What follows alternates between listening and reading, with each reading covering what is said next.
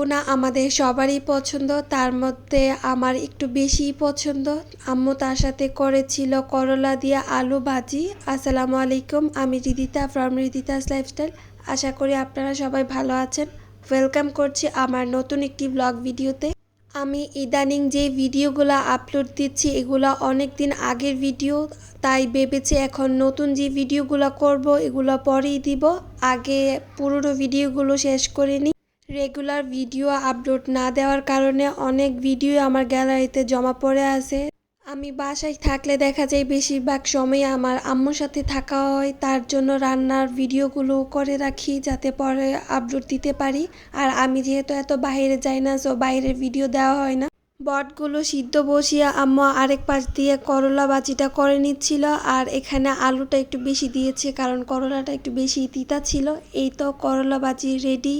একটা রান্না শেষ, এখন আরেকটা বসাবে। এখানে প্রথমে কড়াইতে তেল দিয়ে দিয়েছে, এখন দিয়ে দিবে পেঁয়াজ কুচি। এখানে রান্না করা হবে বট বুনা।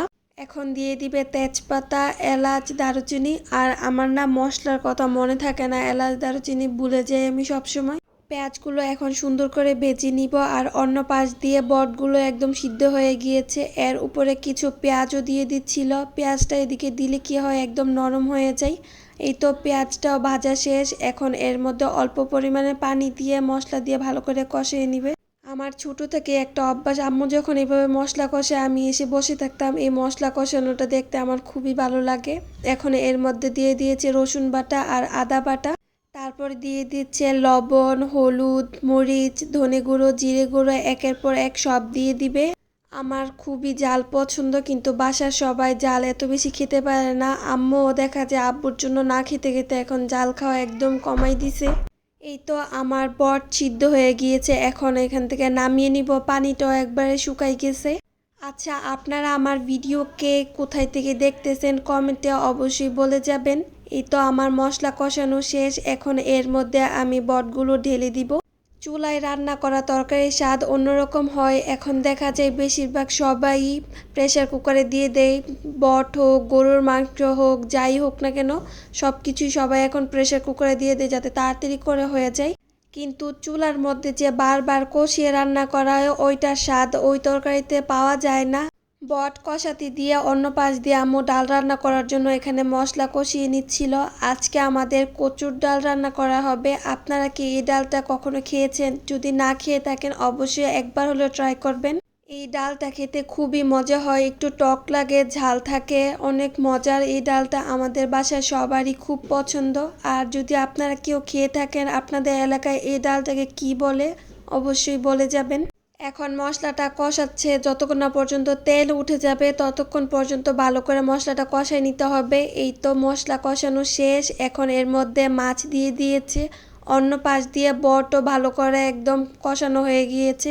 ফেসবুকে অনেক আপুদের ভিডিওতেই দেখেছি তারা বলে তারা নাকি বটের মধ্যে আলু দিয়ে খায় না। একবার হলেও আলু দিয়ে ট্রাই করবেন, বটটা খুবই মজা হয়, আটা আটা হয়। অন্য পাশ দিয়ে আম্মু ছড়াও দিয়ে দিয়েছে। এখন এটাকে কিছুক্ষণের জন্য ভালো করে রান্না করে নিতে হবে। আর অন্য পাশ দিয়ে দেখেন আমার কিন্তু রান্না শেষই প্রায়। এখন এটার মধ্যে একটু পানি দিয়ে দিয়েছে, অল্প পরিমাণে গ্রেভি রাখবে। বটে কিন্তু বেশি গ্রেভি হলে মজা হয় না। ডাল রান্নাও শেষের পথে, এখন এর মধ্যে পানি দিয়ে দিয়েছে, কিছুক্ষণ আর ফুটাবে। ফুটিয়ে এর মধ্যে তেঁতুল দিয়ে দিবে। এই ডালের আসল মজাই হলো গিয়ে তেঁতুলের উপর। আপনারা এটার মধ্যে অবশ্যই টক জাতীয় কিছু দেওয়ার চেষ্টা করবেন, না হলে কিন্তু এটা খেতে মজা হয় না। এই তো আমাদের বট রান্না করা শেষ, এখন শুধু এটাকে নামিয়ে নেওয়ার পালা। দেখতে কালারটা সুন্দর হয়েছে না বলেন? সবার মায়ের রান্নাই সবার কাছে পছন্দ, আমার আম্মুরটা একটু বেশি মজা হয়। আপনি যদি বিশ্বাস না করেন তাহলে আমাদের বাড়িতে এসে খেয়ে যাবেন, আপনার দাওয়াত রইল।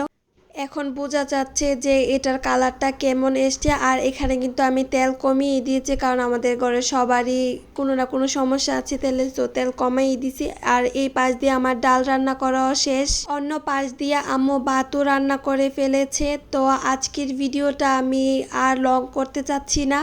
এই তো দুপুরের খাবার নিয়ে বসে গিয়েছি, এখন রিভিউ দেবার পালা। আশা করছি ভিডিওটা আপনাদের সবার ভালো লাগবে। দেখা হচ্ছে নেক্সট কোনো ভিডিওতে। আল্লাহ হাফেজ।